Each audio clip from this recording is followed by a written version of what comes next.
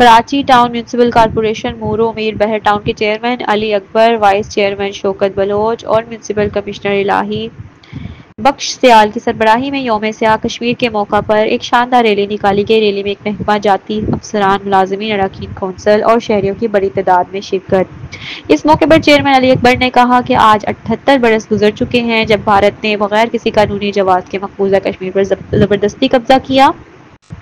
पाकिस्तानी अवाम कश्मीरियों के हक खुददारियत की जद्दोजहद में इनके शाना बशाना खड़े हैं। दुनिया भर में 27 अक्टूबर को यौम सियाह के तौर पर मनाया जाता है ताकि मजलूम कश्मीरी अवाम के साथ इजहार यकजहती किया जा सके।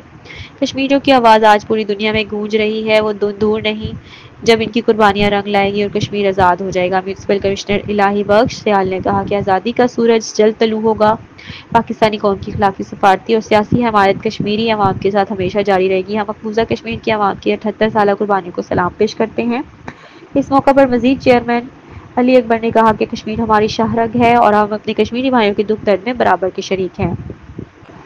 इन्होंने कहा कि पाकिस्तान पीपल्स पार्टी ने हमेशा मजलूम कश्मीरी अवाम की जदोजहद आज़ादी के साथ इनके साथ भरपूर सियासी, इखलाकी और सफारती ताउन किया है। पीपल्स पार्टी ने हमेशा कश्मीर के मसले को आलमी फोरम्स पर उजागर किया।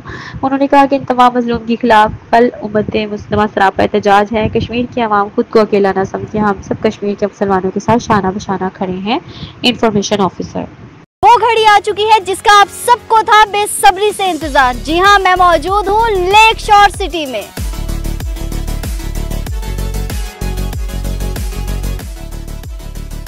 खानपुर डैम के करीब कुदरत के हसीन नज़ारों में बसने वाला लेक शोर सिटी, ये वो जगह जहां ख्वाब हकीकत बनते हैं।